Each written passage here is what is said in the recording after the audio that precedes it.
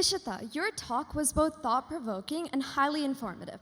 Our next speaker of the night is a student from grade 11 of the International School of Hyderabad, who will be talking about how stepping back isn't losing, but making space for something better. Please welcome Pranav Garimella and his talk on the power of letting go. Thank you.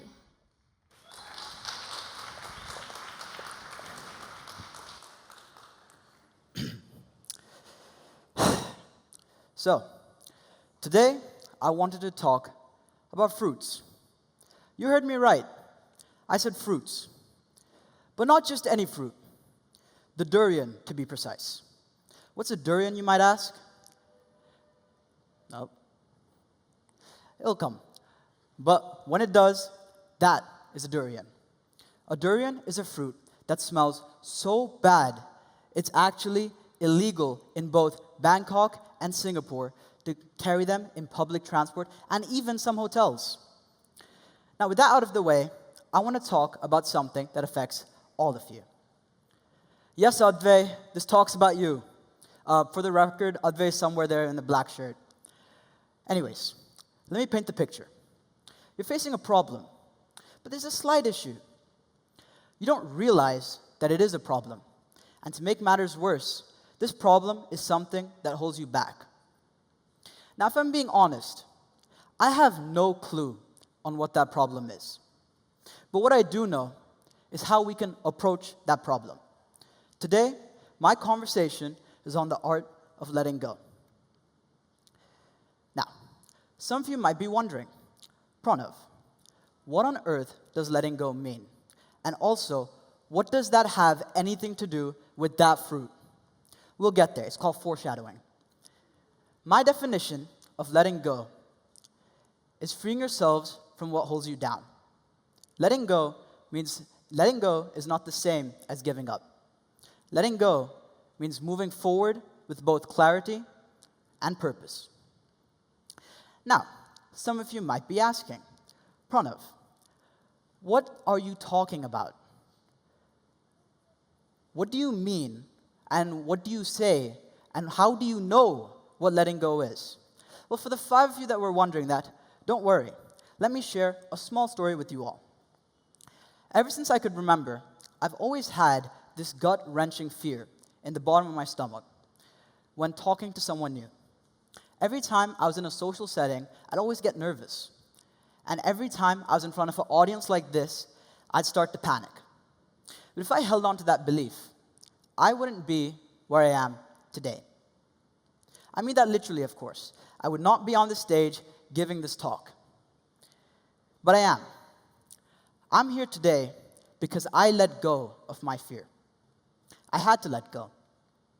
If I hadn't let go, I would have never been able to meet the friends I hold so dearly. I would have never been able to express my thoughts.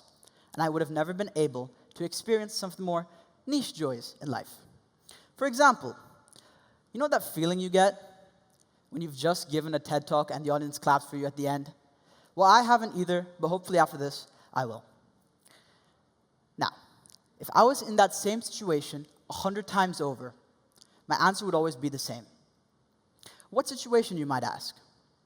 Well, we need to go back to one of the most important moments in my entire life. We need to go back to the winter of 3rd grade. I, unbeknownst to me, was signed up in a play. Obviously, I was terrified because I had no clue.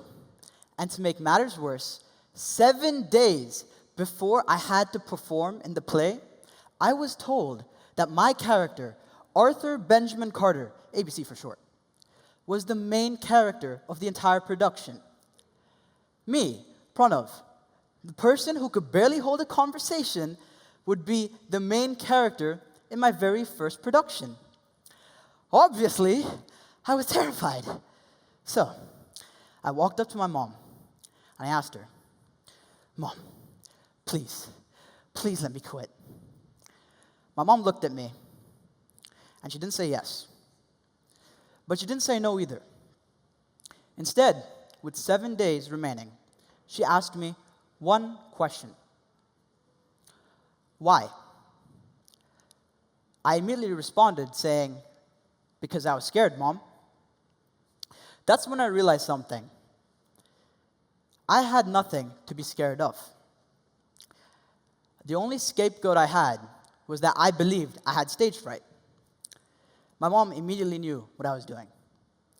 So, with 7 days before the big day, she asked me to wait. So I did. I waited. And as I waited, I read the script. As I read the script, I grew to love the character of Arthur Benjamin Carter. I realized when Arthur Benjamin Carter walks on stage that day, I wanted it to be me. So I did. I walked on stage that day, and as soon as I saw the audience, I froze. I started to panic until I saw my parents. I saw my mom in the front row recording on her little phone, which I'm sure she's doing now. Hi, Mom. Yeah.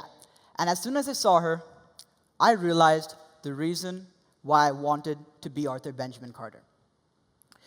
It was for that one moment, that one look I saw on my parents' face, that proud feeling I saw in their eyes.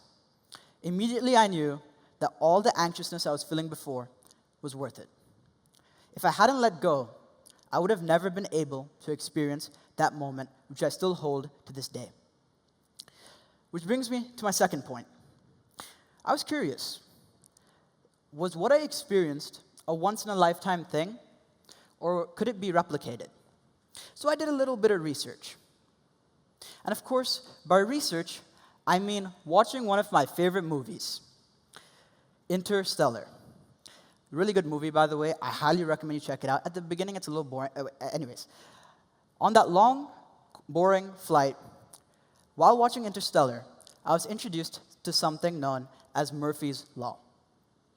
Murphy's Law basically means the more you fear something of happening, the more likely it is to occur. So, that all the more supports my point.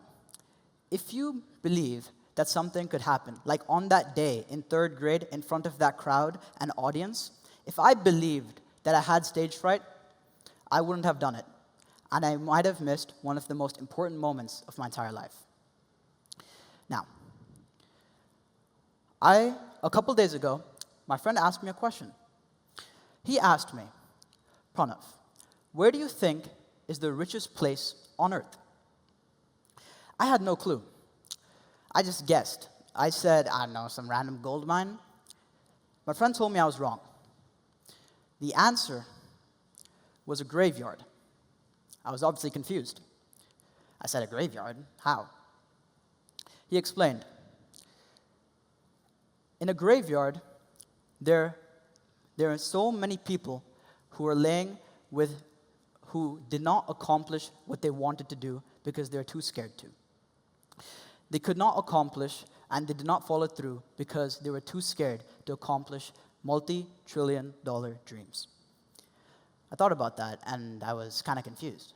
I mean, okay. So I did a little bit of research. The current population of humanity is 8 billion people. There's currently 8 billion people alive here today, around the world. It's a number so large, our brains can't properly fathom it. The number of people throughout the course of humanity who've died, you might ask? 108 billion. We are 5% of all the humans who've ever existed. So trust me when I say, don't miss the opportunity. When the time comes, don't let what scares you hold you back from doing what you love. Now, the moment you've all been waiting for. What on earth does all of this have to do with that fruit? Well, as I like to say, as of 2 days ago, life is like a durian. A durian is known and renowned for the fact that it scares everyone by the fact that it smells so bad. Now, what if I told you that a durian actually tastes like vanilla and caramel I've heard one person call it tasting like cheesecake. If I went with that thought process, I would have never been able to experience the taste of a durian. I had to let go of that belief that the smell of a durian was worse than how it tastes. If I could have, and if I could ask one thing from this audience today, it would be for at least one of you to go home on that long car ride back, asking yourself one question. What's something I need to let go of? Trust me when I say the most important conversation you need to keep going is the one you have with yourself. Thank you.